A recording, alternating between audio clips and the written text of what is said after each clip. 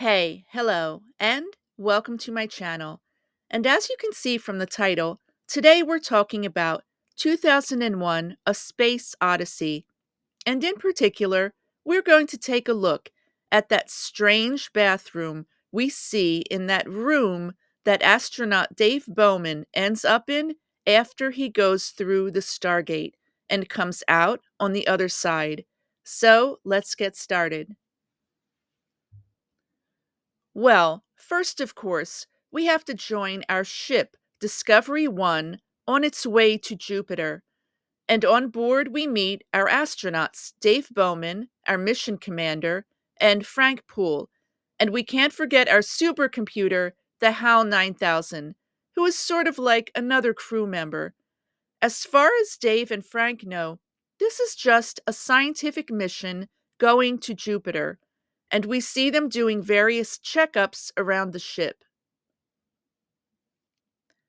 Unfortunately, at one point, the astronauts start to think HAL is malfunctioning, and they're right. Things go terribly wrong, and Frank is killed.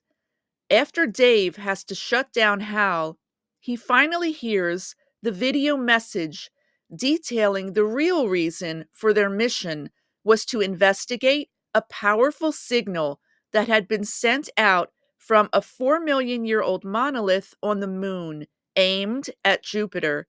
In other words, it's the first sign of alien intelligence, and that's what they were sent to investigate.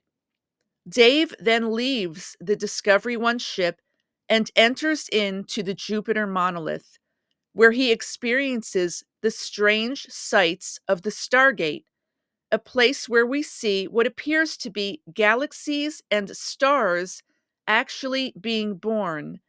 For a human to see these type of things for the first time is very deep.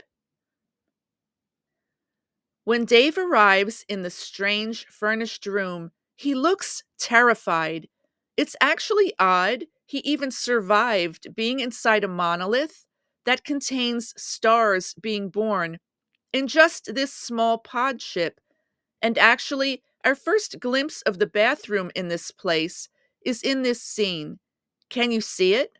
Through the door there. Seems like almost blue hues in there. It's somewhat calming.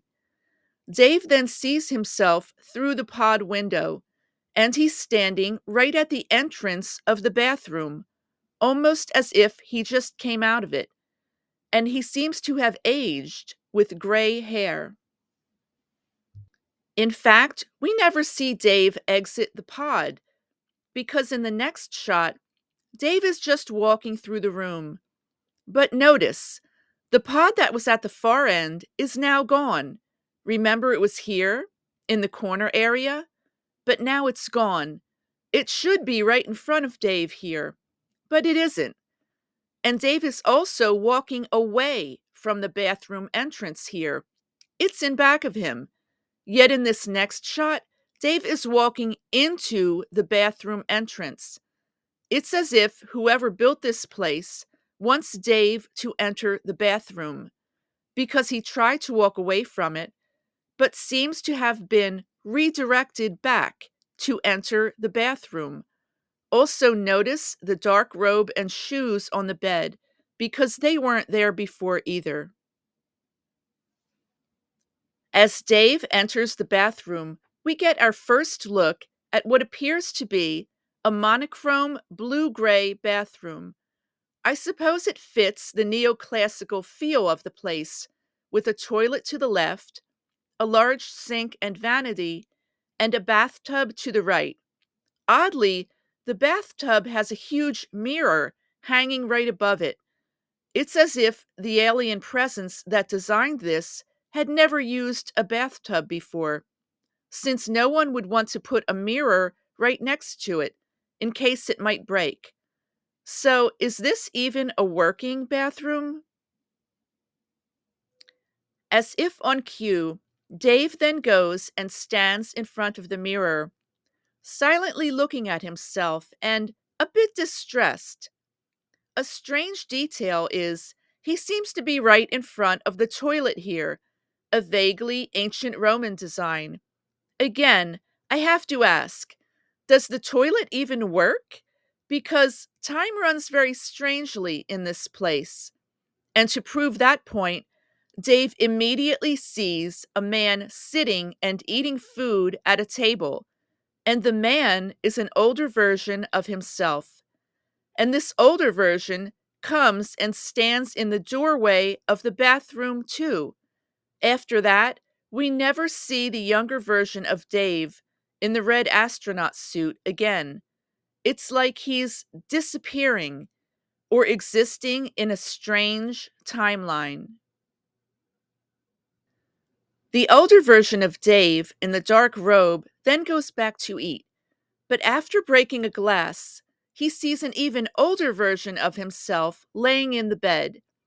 This oldest version of Dave is now pointing right at the monolith because the monolith has suddenly appeared in front of his bed, and the transformation we've seen is now complete as Dave Bowman has apparently been turned into the Star Child.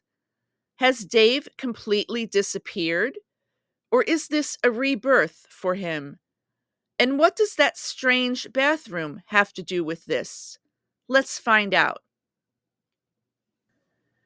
It does seem like the bathroom figures rather prominently in this scene when Dave is still in the pod that we never see him exit. He sees himself right at the bathroom entrance, looking distressed. Again, it may be that when Dave enters this bathroom, it allows him to see the full timeline he is in which different versions of himself at different ages and different stages of life exist at the same time, even looking at each other. In the quantum mechanical sense of theoretical physics, this strange room may operate something like a wormhole does. A wormhole being a theoretical tunnel through space time in which time travel and travel between distant points in the universe may be possible. So, why does a bathroom feature so prominently in a scene where major transformation happens to Dave Bowman? Well, of course, bathrooms featured prominently in other Kubrick films, like The Shining, where they were also liminal spaces. That is, it's in between what is and what is coming next.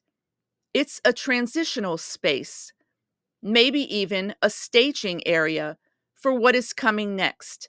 That is, the total transformation of this astronaut into a new life form. It's almost ritualistic, and I do feel this place was made by an alien presence.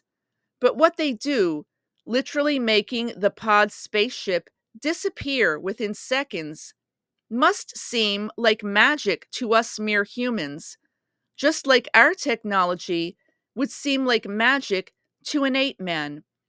So maybe in the blue bathroom, the unseen alien presence is doing a bit of quantum mechanical magic to transform Dave, but it seems astounding to us.